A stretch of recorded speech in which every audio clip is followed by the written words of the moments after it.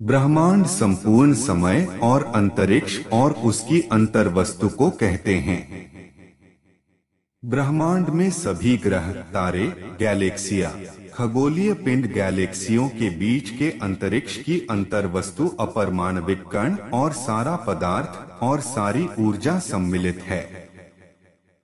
जबकि पूरे ब्रह्मांड का स्थानिक आकार अज्ञात है, अवलोकन योग्य ब्रह्मांड के आकार को मापना संभव है। अवलोकन योग्य ब्रह्मांड का व्यास वर्तमान में लगभग 28 अरब पारसेक 91.1 अरब प्रकाश वर्ष है।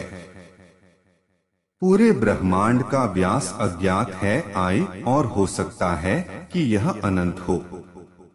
ब्रह्मांड शब्द लैटिन शब्द यूनिवर्सम से लिया गया है, जिसका उपयोग रोमन राजनेता सिसेरो और बाद के रोमन लेखकों ने दुनिया और ब्रह्मांड को संदर्भित करने के लिए किया था, जैसा कि वे जानते थे। इसमें पृथ्वी और उसमें रहने वाले सभी जीवित प्राणी, साथ ही चंद्रमा, सूर्य, तत्कालीन ज्ञात ग्रह बुध, शुक्र, मंगल, बृहस्पति, शनि और तारे शामिल थे। सरल भाषा में कहे तो यह करोड़ों तारे, आकाशगंगा, गैस, ग्रह, नक्षत्र मिलकर ब्रह्मांड का निर्माण करते हैं, जिसका निर्माण काल 13.787 अरब वर्ष पहले शुरू हुआ और ये प्रकाश के गति से बढ़ ही रहा है। बिग बैंग सिद्धांत ब्रह्मांड के विकास का प्रचलित ब्रह्मांड संबंधी विवरण है। इस सिद्धांत के अनुसार अंतरिक्ष और समय 13.787 प्लस और माइनस 0.020 अरब वर्ष पहले एक साथ उभरा और तब से ब्रह्मांड का विस्तार हो रहा है।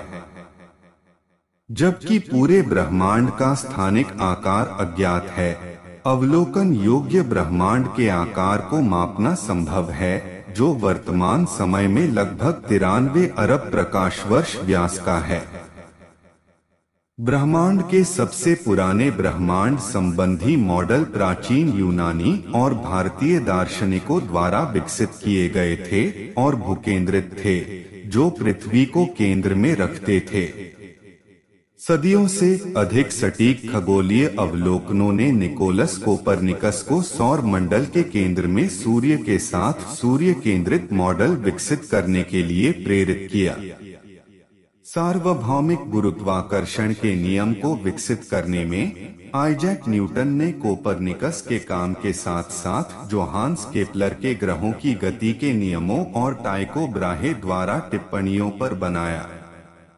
आगे अवलोकन संबंधी सुधारों ने यह महसूस किया कि सूर्य आकाशगंगा में कुछ 100 अरब सितारों में से एक है, जो ब्रह्मांड में कुछ 100 अरब आकाशगंगाओं में से एक है।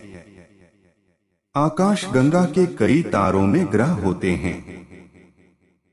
सबसे बड़े पैमाने पर आकाशगंगाओं को समान रूप से और सभी दिशाओं में समान रूप से वितरित किया जाता है, जिसका अर्थ है कि ब्रह्मांड का न तो कोई किनारा है और न ही कोई केंद्र है।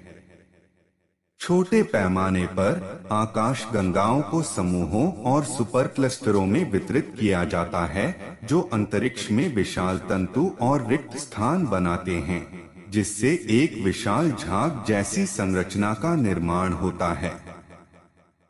20वीं सदी की शुरुआत में हुई खोजों ने सुझाव दिया है कि ब्रह्मांड की शुरुआत हुई थी और तब से अंतरिक्ष का विस्तार हो रहा है, एक बढ़ती हुई दर से। बिग बैंग सिद्धांत के अनुसार ब्रह्मांड के विस्तार के रूप में शुरू में मौजूद ऊर्जा और पदार्थ कम घने हो गए हैं। लगभग 10 से 32 सेकेंड में मुद्रास्फीति युग नामक प्रारंभिक त्वरित विस्तार के बाद और 4 ज्ञात मौलिक बलों के अलगाव के बाद ब्रह्मांड धीरे धीरे ठंडा हो गया और विस्तार करना जारी रखा, जिससे पहले उपपरमाणु कणों और सरल परमाणुओं को बनाने की इजाजत मिली। डार्क मैटर धीरे धीरे इकट्ठा हो गया, जिससे गुरुत्वाकर्षण के प्रभाव में फिलामेंट्स और वॉइड्स की फोम जैसी संरचना बन गई।